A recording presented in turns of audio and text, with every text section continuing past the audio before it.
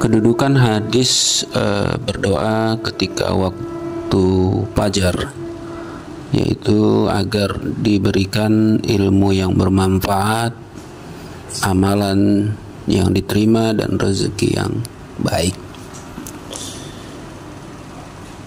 Hadis ini diriwayatkan dari istri Nabi Shallallahu Alaihi Wasallam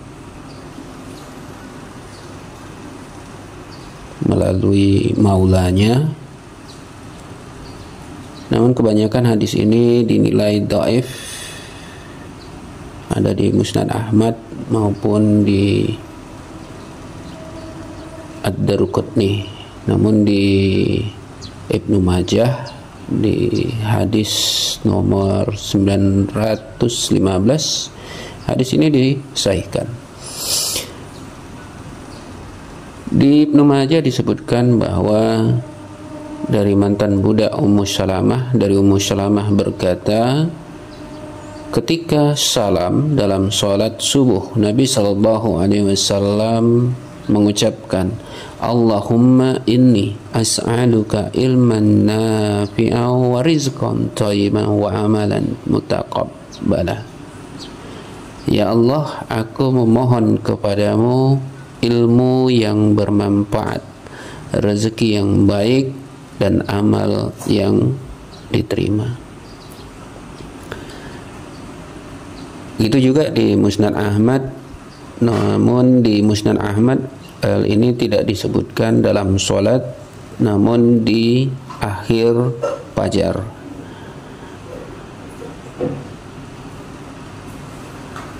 Di Musnad Ahmad di nomor hadis 25.388 disebutkan doa ini dibacakan ketika salam. Di hadis yang lain, ini ada di Daruqutni, namun ini juga didhaifkan. Ini dari riwayatnya Ibnu Abbas ketika beliau minum air Zam-Zam. Dia membacakan hadis ini juga, namun ditambahkan dengan kalimat untuk kesembuhan dari segala penyakit.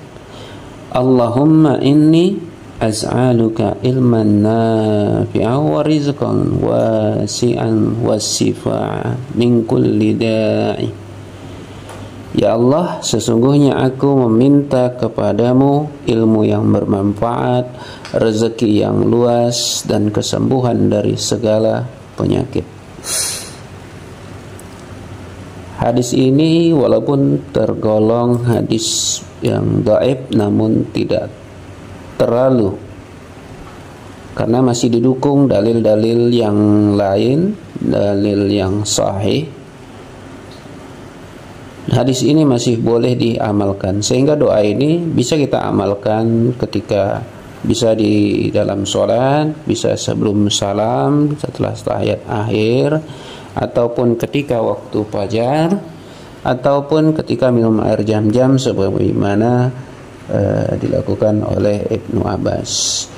Hal ini didukung juga dengan hadis dari Jabir radhiyallahu anhu, di mana ia berkata, Rasulullah sallallahu alaihi wasallam bersabda,